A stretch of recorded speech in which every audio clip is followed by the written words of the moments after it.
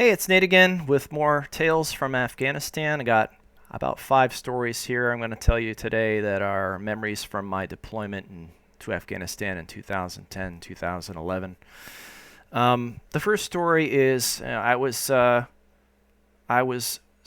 morning time. I was about to get up and go to a shift as a battle captain in the operations center, and I woke up to a very close machine gun discharge. So, bum, bum, bum, bum, bum, bum. That's how I started my day. Immediately, I throw on my boots, walk out of my tent, and there's a chief warrant officer, 4 or 5, I think he was, a very senior warrant officer, sitting in one of those fold-out chairs, kind of smoking a cigarette. And he didn't seem very concerned. I was concerned. I said, "Hey," I was like, "What? Did you just hear that?" And he was just sort of like, he was on his third or fourth deployment. He's just like, "Yeah, I think it was a car tire popped or something." He just didn't seem very concerned.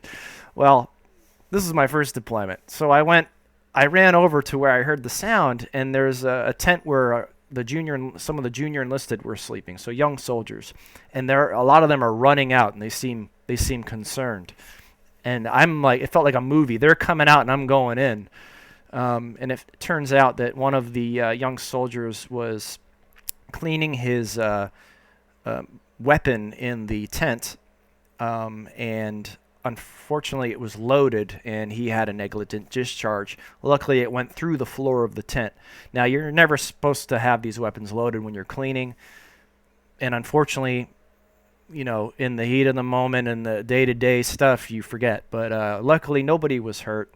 But then, strangely, the sergeant major wanted to conduct negligent discharge training with live rounds in an open hangar. But luckily, we talked him out of doing that.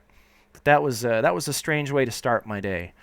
Another thing too is I was in the NWR tent, which is sort of like our morale tent, where we have the computers to send emails. We also have pool tables sometimes and phones. And I remember I'm sitting there, and you're sending emails, and you're all these people typing, like 30 people typing on keyboards, and there's like music playing, and then suddenly we hear a mortar coming in. We hear this, and all the typing stops. Everybody kind of waits, and we don't hear anything explode. And then the alarm goes off, and we all go to the bunkers. But it was sort of this, like, here I am sending an email, and then we all hear something. Oh, what's that? And then we go to the bunkers. Just a weird thing that even now when I'm sending emails, sometimes I'm glad I don't hear that sound.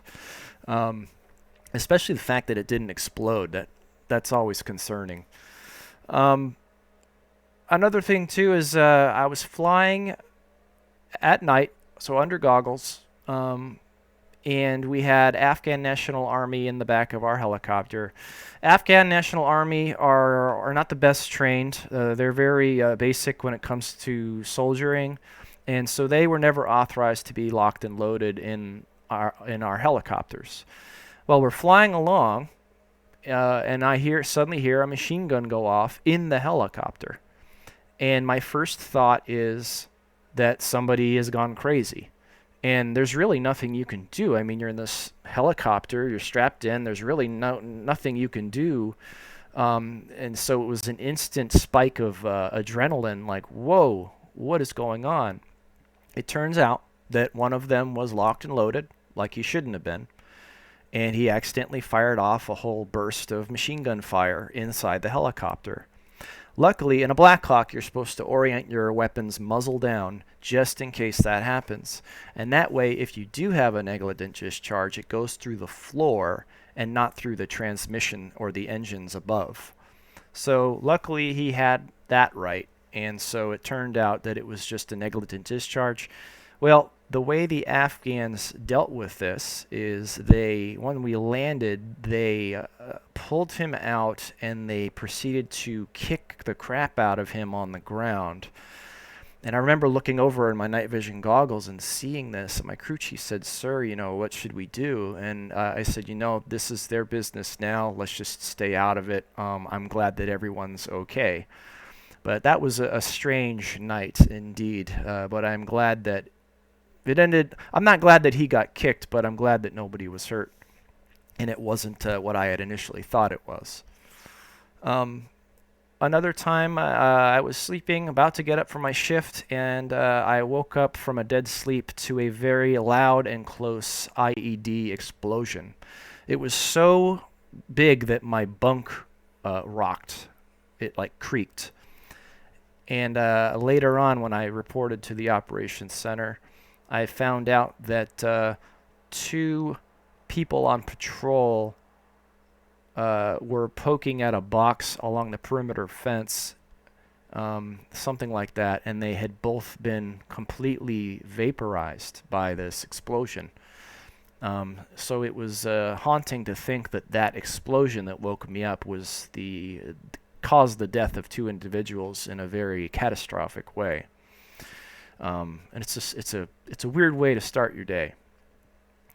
And then my last story is we had a French fighter pilot who crashed. I can't remember why he crashed, but we ultimately diverted a flight of, I think it was two Chinooks on a routine transport mission to go rescue him.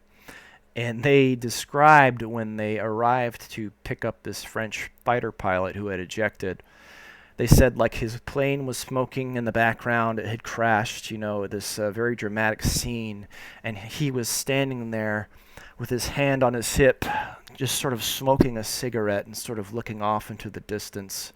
And it was like, one of the pilots said it was the most French thing I'd ever seen. And so I just sort of had this in my head, like that would be great in a movie to see this this very cinematic view of this smoldering jet crash in the background as a French pilot just stands there and smokes his cigarette and sort of contemplates his mortality as these two Army helicopters come in to rescue him. So that's part 2 of Tales from Afghanistan. Stay tuned for more, and thanks for watching.